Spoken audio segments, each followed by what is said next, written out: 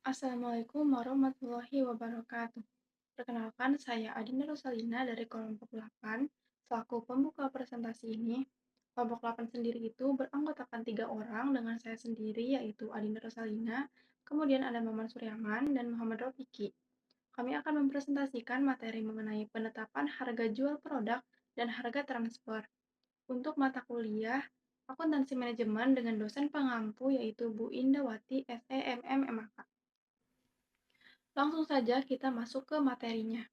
Tujuan kita harus mempelajari mengenai penetapan harga jual produk dan harga transfer, yaitu untuk memahami bagaimana perusahaan menentukan harga produk yang dijual ke pasar dan harga untuk produk yang ditransfer antar divisi di dalam perusahaan itu sendiri. Intinya, ini tentang bagaimana uang berputar dalam perusahaan. Kita mulai dari definisinya. Harga jual produk itu adalah harga yang ditetapkan perusahaan kepada konsumen. Harga ini harus bisa menutupi semua biaya produksi, biaya operasional, dan yang paling penting, harus bisa memberikan laba atau keuntungan yang diinginkan oleh perusahaan. Intinya, harga jual yaitu rumusnya sama dengan biaya ditambah dengan laba. Lalu ada harga transfer, ini adalah harga khusus yang berlaku di dalam perusahaan itu sendiri, yaitu harga atas barang atau jasa yang ditransfer antar satu divisi ke divisi lain.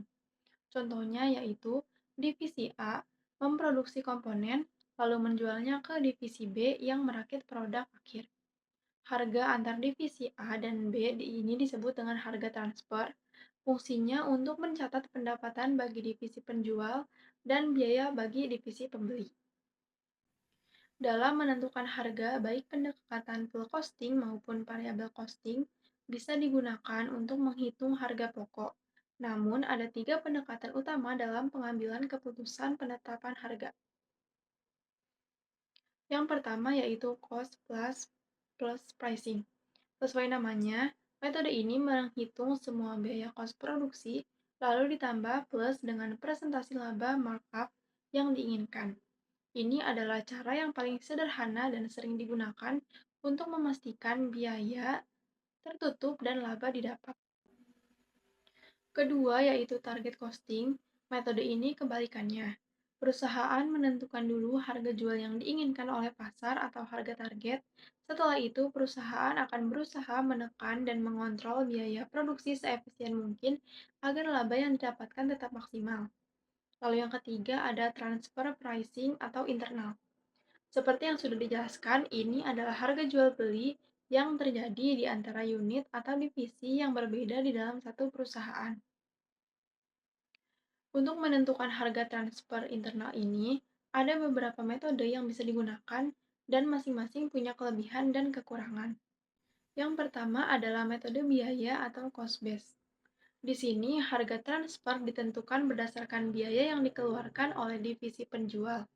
Bisa menggunakan full cost method atau biaya penuh yang mencakup semua biaya produksi atau variable cost yang hanya memperhitungkan biaya variabelnya saja.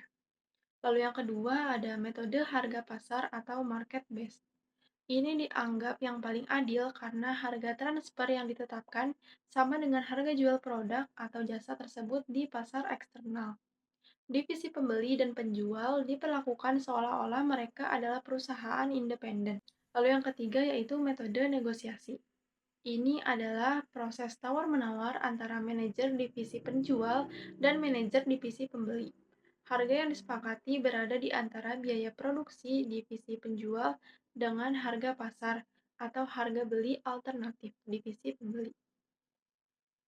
Lalu selanjutnya itu metode biaya penuh atau full cost method. Menggabungkan semua biaya produksi ke dalam harga pokok produksi.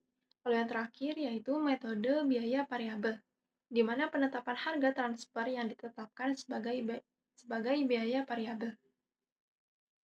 Sekian penjelasan dari saya, materi selanjutnya akan dilanjutkan oleh teman saya. Oke, baik.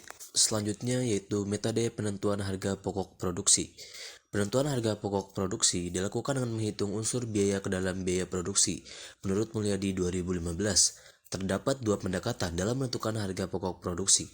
Yang pertama, full costing atau absorption costing adalah biaya penuh, juga dikenal sebagai biaya pengambilan. Metode untuk menentukan harga pokok produksi yang memasukkan semua biaya produksi ke dalam harga pokok produksi, termasuk biaya bahan baku langsung, biaya tenaga kerja langsung, dan biaya overhead pabrik yang berperilaku tepat dan variabel. Yang kedua, variable costing. Untuk menentukan harga pokok produksi, metode biaya variabel hanya memperhitungkan biaya produksi variabel, yaitu biaya bahan baku, biaya tenaga kerja, dan biaya overhead pabrik variabel. Metode ini memperlakukan fixed manufacturing overhead atau FOH sebagai biaya periode. Metode maksimalisasi laba adalah pendekatan perusahaan untuk mengoptimalkan keuntungan sebanyak mungkin dengan cara mengatur biaya, mengelola pendapatan, dan membuat keputusan yang paling efisien untuk kondisi perusahaan. Dalam prosesnya, perusahaan memperhatikan 4 pusat pertanggungjawaban. Yang pertama ada cost center atau pusat biaya. Fokusnya mengendalikan biaya.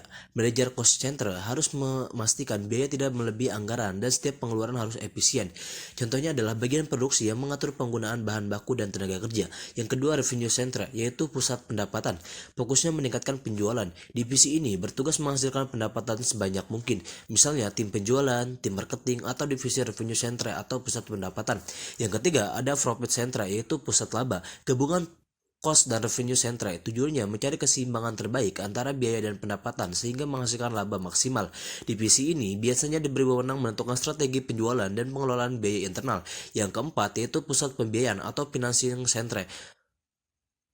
Besar atau kecilnya laba yang memperoleh perusahaan tergantung upaya dan kebijakan manajemen dalam menjalankan kebijakan dan menyikapi kondisi serta persaingan yang ada di pasar. Selanjutnya itu metode margin kontribusi. Ini berfungsi untuk menghitung seberapa besar tingkat pengambilan modal yang telah dikeluarkan perusahaan. Selain itu, margin kontribusi merupakan teknik yang digunakan dalam perencanaan laba dengan berdasarkan pada volume penjualan dan besarnya biaya yang dikeluarkan perusahaan. Untuk menghitung margin kontribusi, yaitu rumusnya MC per unit sama dengan harga jual dikurang biaya variabel. Untuk menghitung MC total sama dengan penjualan dikurang total biaya variabel. Untuk menghitung rasio margin kontribusi, rumusnya RMC sama dengan MC total dibagi penjualan atau RMC 1 dikurang biaya variabel. Untuk menghitung break even point, rumusnya itu BEV unit sama dengan biaya tetap dibagi MC per unit.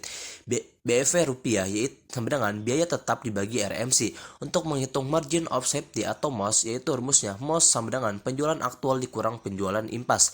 Untuk menghitung degree of operating leverage atau DOL, yaitu DOL sama dengan margin kontribusi dibagi laba. Dan untuk menghitung penjualan untuk mencapai target laba, rumusnya yaitu penjualan sama dengan target laba ditambah beban tetap. Penetapan harga transfer. Penetapan harga transfer adalah komponen yang mempengaruhi jumlah laba tiap divisi. Harga transfer adalah harga barang atau jasa yang ditransfer antar pusat pertanggungjawaban perusahaan. Umumnya, penentuan harga transfer dengan metode harga pasar Venus yang melakukan transaksi intern diperlukan adanya penghematan biaya penjualan yang bisa dihindari. Biaya tersebut antara lain yaitu biaya komisi, penjualan, biaya angkut penjualan, dan biaya penggudangan. Oke, selanjutnya itu adalah metode biaya penuh. Di sini metode biaya penuh itu perhitungan harga transfer per unit dengan menggunakan metode biaya penuh atau dalam bahasa Inggrisnya itu full costing, diperoleh dari jumlah seluruh biaya yang dikeluarkan dibagi dengan kuantitas produk yang ditransfer. Di sini metode biaya penuh memiliki kelemahan, yaitu adanya kesulitan untuk menghitung biaya produksi jika perusahaan memproduksi banyak macam produk. Rumus harga jual secara sistematis dihitung dari biaya ditambah persentase markup biaya. Yaitu ini adalah contoh-contohnya, yaitu rumusnya harga jual sama dengan biaya plus buka kurung persenan dari markup dikali dengan biaya. Persentase markup ditentukan berdasarkan berbagai faktor. Di antaranya, 1. Didasari oleh pengalaman masa lalu. Kedua itu beban pokok. Yang ketiga itu negosiasi jika terjadi hubungan istimewa antara penjual dan pembeli. Dan yang terakhir itu keempat, analisis harga pesaing.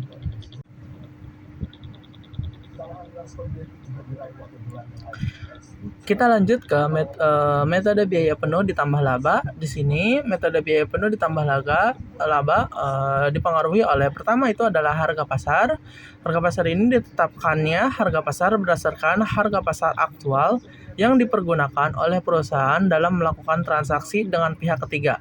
Sebagai contoh, divisi A menjual suatu produk kepada divisi B, sehingga harga transfer akan setara dengan harga yang dibayarkan oleh pelanggan eksternal. Yang kedua itu ada biaya. Biaya atau bahasa Inggrisnya itu expense merupakan pengeluaran dalam suatu periode tertentu guna menghasilkan pendapatan, menjalankan operasi bisnis, atau memperoleh manfaat ekonomi yang lain. Biaya tidak hanya terdiri dari pengeluaran yang langsung terlihat seperti biaya produksi atau biaya overhead yang jelas, tapi juga mencakup biaya tersembunyi atau implisit yang mungkin tidak terlihat secara langsung namun tetap mempengaruhi keuangan suatu perusahaan. Sebagai contoh, biaya kesempatan tertuju pada manfaat yang hilang dikarenakan memilih satu cara daripada cara yang lain. Di sini ada contoh soal, yaitu sebuah perusahaan menjual produknya dengan data berikut. Yang pertama, harga jual. Harga jual per unit itu 150.000, biaya variabel per unit ada 90.000, biaya tetap total per bulan itu ada 18 juta, dan penjualan aktual per bulan itu 500 unit. Di sini kita disuruh menghitung 1. Margin kontribusi per unit, 2. Margin kontribusi total, 3. BEP per unit, 4. Margin of safety atau bisa disingkat dengan MOS.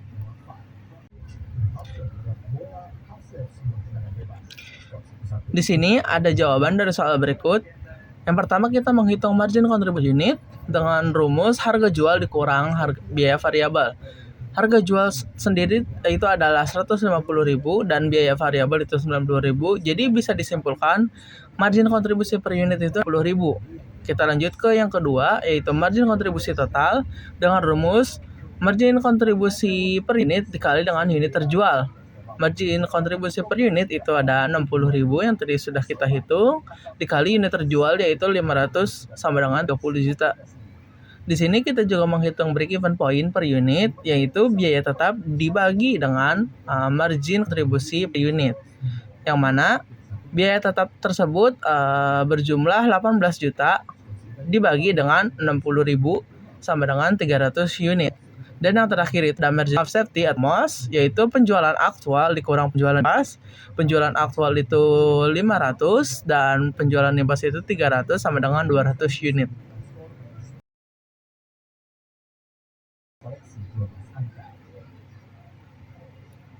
Kesimpulan, penetapan harga jual produk dan harga transfer sangat penting sebagai bagian strategis dalam akuntansi manajemen untuk memastikan seluruh biaya produksi dan non-produksi dapat tertutup serta laba perusahaan dapat tercapai. Berbagai metode penetapan harga seperti maksimalisasi laba, tingkat pengembalian modal, margin kontribusi, biaya konversi, dan biaya standar digunakan sebagai dasar pengambilan keputusan manajemen. Penerapan metode yang tepat membantu perusahaan dan dalam mengendalikan biaya, mengevaluasi kinerja setiap divisi, menyesuaikan harga dengan kondisi, serta menjaga efisiensi dan keberlanjutan usaha. Oke, cukup sekian presentasi dari kelompok kami yang ada di video. Kurang lebihnya mohon maaf. Wassalamualaikum warahmatullahi wabarakatuh.